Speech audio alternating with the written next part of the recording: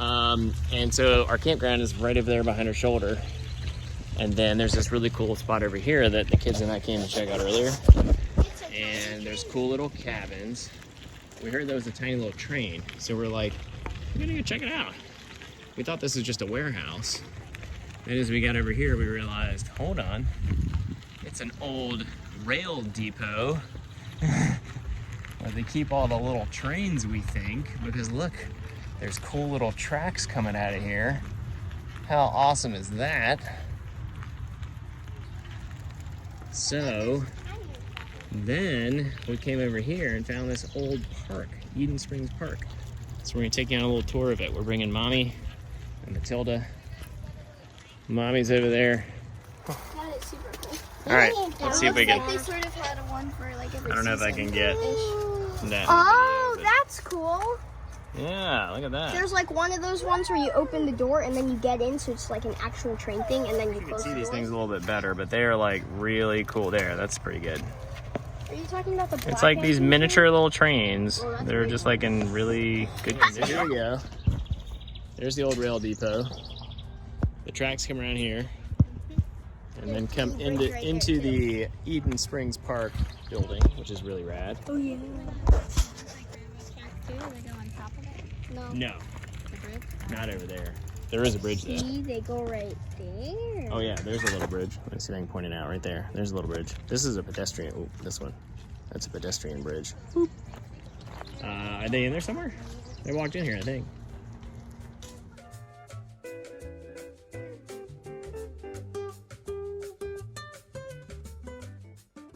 Now, we knew nothing about this place when we booked the campsite. We just figured, hey, this looks like a nice area. We kind of read some reviews on Eden Springs Park, the campground, and there were good reviews. And so it looked like a nice area. The rates were good for full connections. So we were like, hey, let's check it out. Why not? And boy, we're in for a surprise. A great surprise. Eden Springs Park has a really interesting history. Check it out and Google it if you haven't yet. It was started by a religious commune called the House of David in the early 1900s in Benton Harbor, and was basically an amusement park with a zoo and a bunch of other sort of attractions. That's awesome. So there's the, here it is. There's the track switcher thingy, whatever you call that. And then there used to be a track there, I guess, that went over the bridge. Oh yeah, still got its tracks. Here's the old, whatever that is, building. Now, one of the main attractions to this place was a miniature railway that went all the way around the complex, which is really cool. According to the history that we found, the original coal-powered miniature locomotive was purchased in 1908. And if it's one of the ones that's in the shed still, it is still in incredible condition and being taken care of by the current caretakers of the place. Yeah.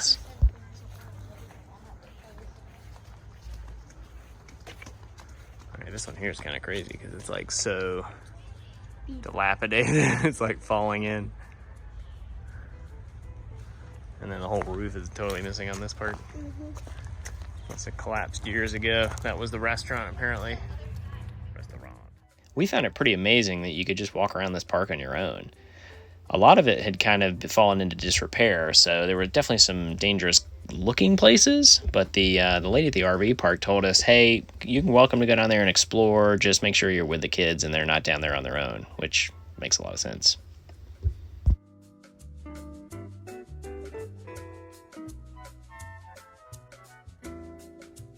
Danger. Yep, you think?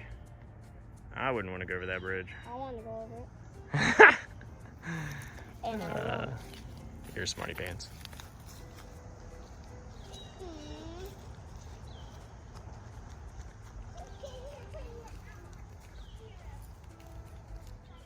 So the park basically operated from the early 1900s until about the 1970s, when it kind of sat dormant for a number of years. In 2011, the park was reopened and remains in very minimal operation even today. If you check out EdenSpringsPark.org, you'll find that some of the folks from the House of David still run the place, and really the main attraction is still the steam engine. Tickets are just $3 per ride, and they do run it. Unfortunately, when we were there, COVID has closed the place, so it was not in operation. Just dropped my car off at Signature Toyota, and this is a small dealership here in Benton, Michigan. And yeah, keep you posted. Got it in for a check engine light this morning. And yes, I'm biking back home because it's only 1.5 miles up the road. Yes.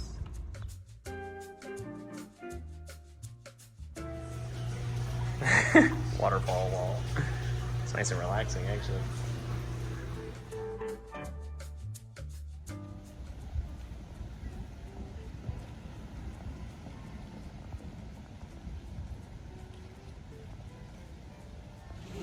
We're getting stuck. I thought you were supposed to be stretching so you could stay fit for acro. I'm not good at those. You gotta keep stretching always, you're gonna lose all that. All right, hey, so we are, I don't remember the name of this beach, Lions Beach is right here. We're at the end of it, like basically, there's not much past us. And then that's Silver Beach up there where all the crowd is. So not only did we park down here for free, we have a totally less crowded beach. So thank you, lady at the campground, for giving us the tip on that. Totally worth it. Did you not get it?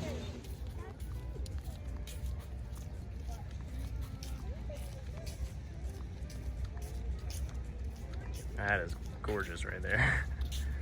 Oh. What is this random thing?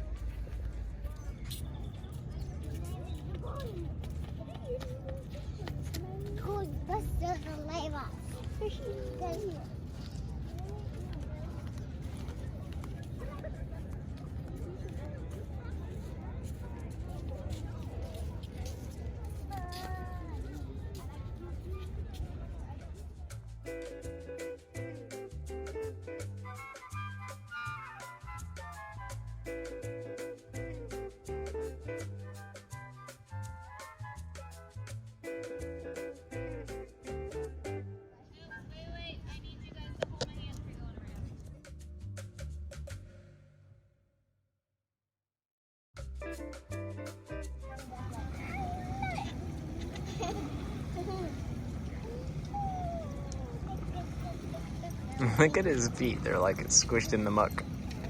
You can see his legs, but not his feet.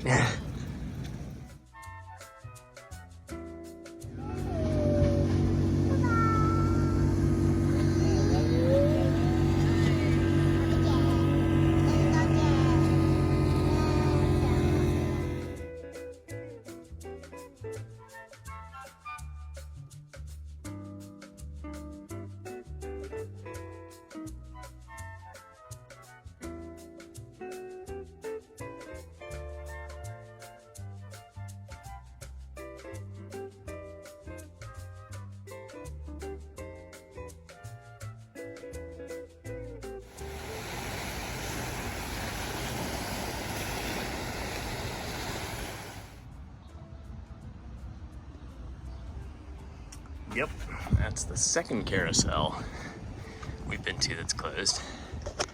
Yay, COVID! Hey, can you tell it's me videoing through a window? There you go, there's the carousel. That's really pretty.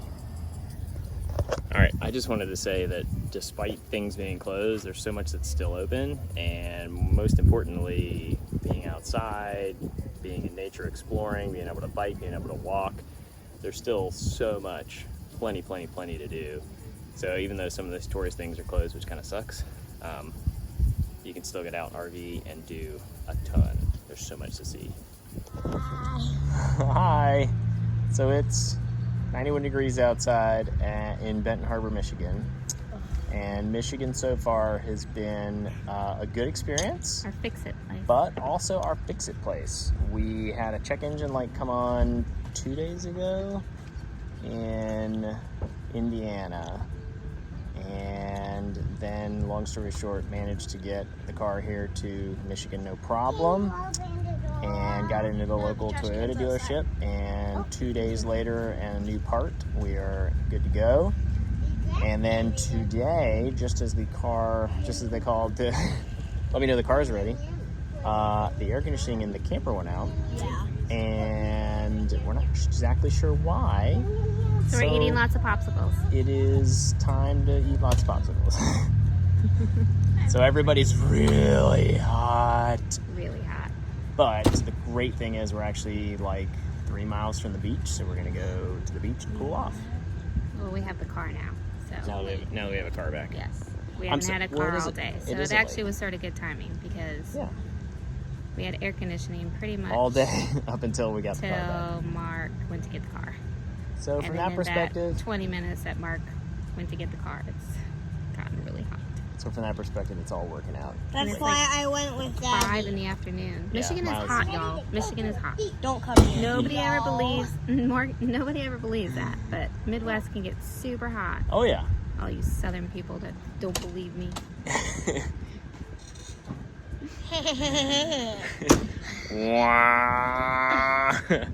Okay, bye. Who are we talking to? Just yourself. We're talking to our YouTube audience. Duh. Look. All those people that are following us. All 1,000 people that Miles has got to follow us so that we can give him a buzz cut. Bzzz. See, it's going to be a good buzz cut. Help us out. Subscribe. Bye.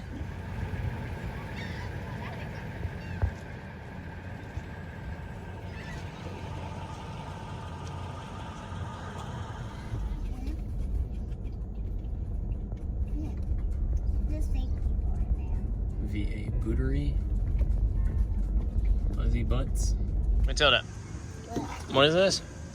Lasagna. Pizzagna. And you wanted more, right? You wanted more because it's so good, isn't it?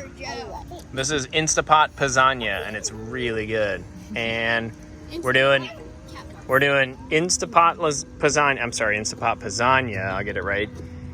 At 9:15 at night. That's number 2. And what was the third thing? We love the everything was. Oh, and catching lightning bugs. That was it. Really smart. The third thing is, Mommy, did you know? We love lasagna. No, that's what I said.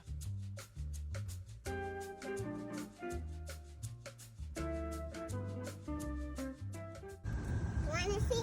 Yep, let's see it. Glow, glow. Hey, buddy. Hey, glow, glow.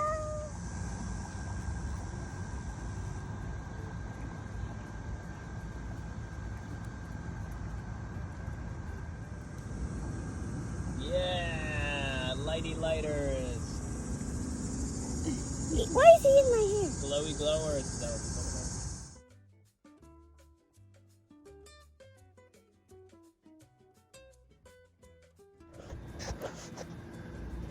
So you guys can see me. So what do you do when you're leaving the next day and you check the radar and realize that starting about 2 a.m. you're going to be getting rain and lots of it?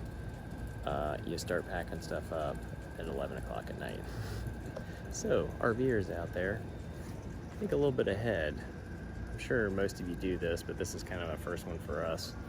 We packed everything up out here. Fortunately, thanks to a little bit of planning ahead and thinking ahead, we got most of our big stuff in before it rains heavily tonight. Voice was better. Don't forget to like, subscribe, and click those notification bells down below. And tune in on our next videos. Right? Yeah. Okay.